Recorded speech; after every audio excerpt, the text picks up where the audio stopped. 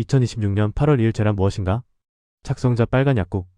하늘에 계신 우리 아버지여, 이름이 거룩히 여김을 받으시오며 나라가 임하시오며 뜻이 하늘에서 이루어진 것 같이 땅에서도 이루어지이다. 오늘 우리에게 일용할 양식을 주시옵고 우리가 우리에게 죄 지은 자를 사하여 준 것 같이 우리 죄를 사하여 주시옵고 우리를 시험에 들게 하지 마시옵고 다만 악에서 구하시옵소서. 나라와 권세와 영광이 아버지께 영원히 있사옵나이다. 아멘. 죄란 무엇인가? 우리가 우리에게 죄 지은 자를 사하여 준 것 같이 우리 죄를 사하여 주시옵고. 헬라어 원문의 의미 죄빚부채.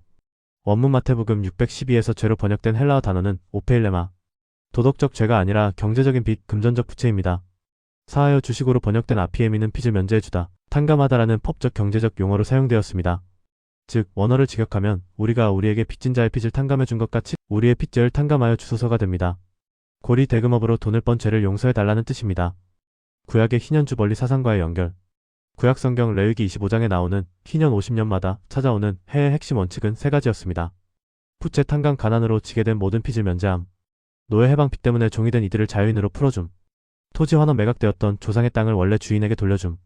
희년은 50년마다 모든 부채를 탕감해주고 되돌려주는 것입니다. 주기도문은 50년 동안 고리 대금업으로 돈을 벌었습니다. 제가 가난한 자들의 빚을 탕감하지 않는 죄를 범하지 않게 해주세요. 고리 대금업이란 과도한 세금, 노동착취, 임금착취, 금융자본의 수탈 등. 예수님 당시 유대사회는 험악한 세금과 지주들의 수탈로 인해 수많은 민중이 빚더미에 앉아 토지를 잃고 종으로 전락하던 시기였습니다. 예수님이 선포하신 하나님 나라는 구약의 희년. 정신을 회복하여 사회적 경제적으로 압제받는 이들에게 실제적인 해방을 선포하는 것이었습니다. 결과적으로 주기도문의 이 고백은 단순히 내 마음속 죄책감을 없애주세요 라는 개인적 기도를 넘어 하나님의 은혜로 빚을 탕감받은 우리가 이웃의 경제적 사회적 굴레와 빚을 면제해 줌으로써 이 땅의 희년의 공의를 실현하겠습니다 라는 강한 사회윤리적 결단이 담긴 기도입니다. 금융자 본주의라는 고상한 말 뒤에 숨겨진 진짜 얼굴이 뭔지 아십니까? 어려운 말이 아닙니다. 그냥 고리 대금업의 합법화입니다. 인류를 영원히 빚쟁이 노예로 만드는 시스템이라는 뜻이죠. 예수가 진짜 외쳤던 기도의 비밀. 성경의 주기도문 다들 아실 겁니다. 거기 보면 우리가 우리에게 죄 지은 자를 사하여 준 것 같이 우리 죄를 사하여 주시고라는 구절이 나오죠.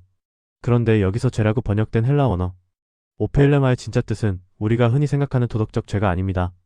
경제적인 빚, 금전적 부채를 말합니다. 그리고 사하여 준다는 말도 빚을 면제하고 탕감해 준다는 뜻이죠. 결국 직역하면 이겁니다. 하나님, 우리가 나한테 빚진 사람의 빚을 탕감해 준 것처럼 우리의 빚도 탕감해 주십시오. 구약의 희년 정신을 떠올려 보세요. 50년마다 빚을 다 탕감해주고 종이 된 사람을 풀어주고 땅을 원래 주인에게 돌려주던 전통입니다. 수학적으로 소득은 산술급수적으로 늘지만 빚과 이자는 기하급수적으로 늘어납니다. 그대로 두면 사회는 반드시 망하거든요. 그래서 고대의 왕들도 예수님도 주기적으로 빚을 탕감해야 공동체가 산다는 걸 알고 계셨던 겁니다. 예수님 당시 유대 사회는 로마와 지주들의 지독한 수탈로 수많은 민중이 빚더미에 앉아 노예가 되던 시절이었습니다. 예수님이 주기도문을 통해 전하고자 했던 진짜 메시지는 단순히 마음속 죄책감을 씻자는 게 아니었습니다. 고리 대금업으로 민중을 수탈하는 로마의 부채 노예 시스템에 저항하고 빚을 탕감해 줌으로써 희년의 정의를 이 땅에 실현하자는 것이었죠. 로마 입장에서 예수는 사상범이자 정치범이었고 결국 그 고리 대금 시스템에 도전했기 때문에 십자가형에 처해진 겁니다. 단어 세탁과 서양 문명의 종말. 하지만 이후 기독교 역사는 어떻게 흘러갔나요? 십자군 전쟁으로 돈이 필요해지자 서양 기독교 세력은 고리 대금업자들과 손을 잡습니다. 고리 대금 유저리라는 나쁜 이미지의 이자, 인트러스트라는 고상한 이름을 붙여 단어 세탁을 해주고 합법화해버린 거죠. 지난 500년 서양 문명이 지배해온 팍스 아메리카나의 본질이 바로 이겁니다. 실물 산업은 버리고 이자놀이와 지대추구, 즉 불로소득으로 세상을 수탈해온 것이죠. 지금 미국을 보십시오.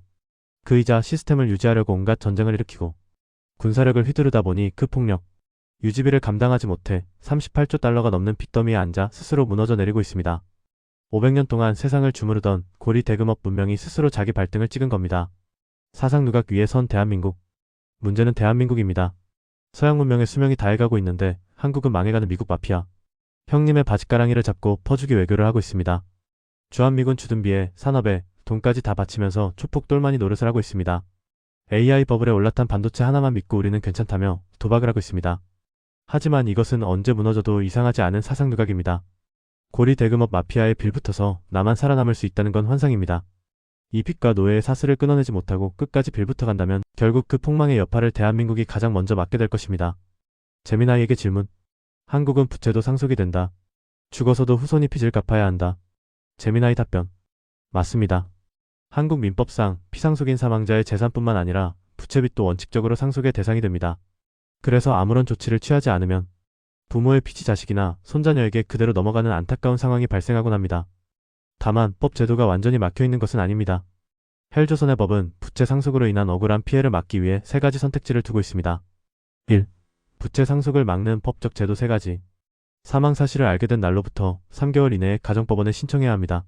상속 포기 상속인의 지위 자체를 완전히 포기하는 것입니다. 재산도 빚도 모두 안 받겠다는 뜻입니다. 주의점 1순위 상속인 자녀의 상속을 포기하면 그 빚이 다음 순위 손자녀, 형제, 자매, 사촌 이내 친족로 승계됩니다. 따라서 온 가족이 다 함께 포기 신청을 해야 하는 번거로움이 있습니다. 한정 승인 상속받은 재산의 범위 내에서만 빚을 갚겠다는 조건부 승인입니다. 남은 재산이 1,000만 원이고 빚이 1억 원이라면 상속받은 1,000만 원으로만 빚을 갚고 나머지 9천만 원은 책임지지 않습니다. 보통 후순위 친척들에게 빚이 넘어가지 않도록 상속인 중 한 명이 한정 승인을 하고 나머지 가족은 상속 포기를 하는 방식을 가장 많이 씁니다. 특별한 정승인 상속 당시에는 빚이 재산보다 많은 줄 몰랐다가 나중에 3개월이 지나서 중대한 과실 없이 빚이 더 많다는 사실을 알게 되었을 때 그 사실을 안 날로부터 3개월 이내에 신청할 수 있는 구제 제도입니다. 희년과 부채 상속의 시사점. 언급하신 내용처럼 대대로 빚이 상속되어 후손까지 노예나 빚쟁이로 만드는 구조는 과거 로마나 고대 사회의 악습과 매우 닮아 있습니다. 비록 현대법에 상속포기나 한정승인이라는 제도가 존재하지만 법률 지식이 부족하거나 3개월이라는 기한을 놓친 취약계층 혹은 어린 미성년 자녀들이 부모의 빚을 떠안고 신용불량자로 전락하는 문제는 여전히 사회적 이슈로 남아있습니다. 이러한 문제를 해결하기 위해 최근 미성년자가 성년이 된 후 스스로 한정승인을 할 수 있도록 법이 일부 개정되기도 했지만 여전히 개인이 직접 법적 절차를 밟아야 한다는 한계가 있습니다. 사회가 완전히 건강해지려면 개인이 법의 틈새에서 길을 잃지 않도록 부채 승계에 대한 제도적 안전망을 더욱 강화하고 고대 희년의 정신처럼 빚 때문에 인간의 삶과 후손의 미래가 영원히 꺾이지 않도록 하는 사회적 리셋 장치가 더 적극적으로 작용해야 한다는 지적이 계속해서 나오고 있습니다. 댓글 막아놨다. 예상되는 댓글 국정원에 신고하겠다. 자본주의 국가가 싫으면 북한 가서 살아라. 시진핑 만세해봐. 정은이가 시키더냐. 더 열심히 해서 빚을 갚을 생각을 해야지. 부채를 탕감해달라니 어이없는 개소리다. 대한민국을 부정하는 개소리다. 누가 가난하게 태어나라고 했냐. 예수가 시키더냐. 빚을 탕감해주면 누가 열심히 일하냐. 너 바보 아니냐. 도적적 해이에 빠져 열심히 일하는 놈이 사라지면 대한민국이 망한다. 국정원에 신고하여 빨갱이를 몰아내자.